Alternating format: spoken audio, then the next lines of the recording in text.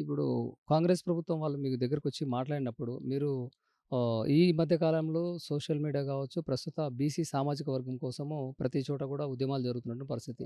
ఇది కూడా ఒక కారణం కావచ్చు గదా! అంటే మీ యొక్క నోటిఫికేషన్‌లు వేయడానికి జాప్యం జరుగుతుందని కూడా భావించవచ్చు గదా! ఎందుకు మీరు అంటే ప్రెస్ మీట్లు పెట్టడానికి గల కారణం? అంటే వాస్తవం గూడా బీసీ రిజర్వేషన్‌లు గూడా చాలా ఇంపార్టెంటే. రేపొచ్చే నోటిఫికేషన్‌లలో బీసీ రిజర్వేషన్ అమలు చేస్తే ఇంకా మంచిది. కాబట్టి బీసీ ఉద్యమం నడుస్తూనే ఉంది. బీసీ ఇంప్లిమెంట్ అయితది. దాంతో పాటుగా నిరుద్యోగ ఉద్యోగాలు కూడా చాలా ఇంపార్టెంటు.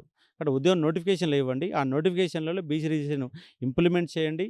ఇది అది 2 సైమల్టేనియస్‌గా కొనసాగుతూనే ఉన్నాయి. కానీ నిరుద్యోగ బీసీ ఉద్యమం పేరుతోని చెప్పుకొని నిరుద్యోగులకు ఉద్యోగాలు ఇవ్వకుండా ఆపే ప్రయత్నం చేయవద్దని స్పష్టంగా చెప్పదలుచుకున్నాం. ఎందుకంటే మేనిఫెస్టోలో మీరు కామారెడ్డి డిక్లరేషన్‌లో 42% రిజర్వేషన్ అని చెప్పారు. అదొక డిమాండు. అట్లాగే నిరుద్యోగులకు సంబంధించి 2,00,000 ఉద్యోగాలు ఇస్తామని కూడా మీరు మేనిఫెస్టోలో రాసుకున్నారు. ఇది ఇంప్లిమెంట్ చేయాలి, అది ఇంప్లిమెంట్ చేయాలి. 2 కూడా ఇంప్లిమెంట్ చేయాలని స్పష్టంగా చెప్పదలుచుకున్నాం. మీరు ఢిల్లీలో ధర్నా చేస్తుర్రు మంచిదే. ఆ ఢిల్లీలో ధర్నా రిజర్వేషన్ ఇంప్లిమెంట్ అయిందాక ఆ ధర్నాను అట్లే కొనసాగించండి.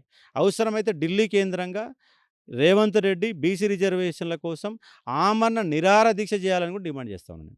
అయితే ఇంకో విషయం ఏంటంటే గతంలో చూసినట్లయితే నిరుద్యోగ సమస్యల్లో మీరు ఏ పోరాటం చేసినా లేకుంటే ఎక్కడన్నా వినతి పత్రాలు ఇయ్యాలని మీరు తలచినా కూడా ముందస్తు అరెస్ట్ చేస్తున్నటువంటి పరిస్థితి.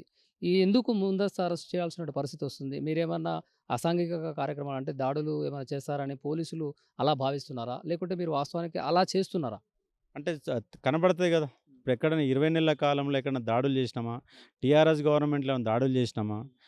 తెలంగాణ పబ్లిక్ సర్వీస్ ముట్టడి చేసినాం. ముట్టడి కూడా శాంతియుతంగా చేసినాం గదా!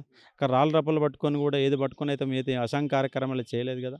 ఇక్కడ ప్రభుత్వాలు భయపడుతున్నాయి. నిరుద్యోగులంటే భయపడుతున్నాయి. భయం ఎందుకు? మీకు ఉద్యోగాలు ఇస్తే ఎవ్వరు మిమ్మల్ని ఏమనరు.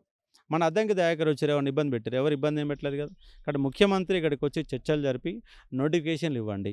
మీరు చర్చలు కూడా జరపాల్సిన అవసరం లేదు. ఆగస్టు 15వ తారీఖు నాడు 40,000 ఉద్యోగాలు నోటిఫికేషన్ ఇస్తామని ముఖ్యమంత్రి రేపు ప్రకటన చేస్తే, మేము ఆగస్టు 12వ తారీఖు నాడు మనం చలో గాంధీ భవన్ పోవాల్సిన పని లేదు. కాబట్టి మేము అసాంఘిక కార్యక్రమాలు చేయడం లేదు. శాంతియుతంగానే చేస్తున్నాం. ప్రజాస్వామ్యబద్ధంగానే చేస్తున్నాం. తక్షణమే నోటిఫికేషన్‌లు ఇవ్వాలని డిమాండ్ చేస్తా ఉన్నాం.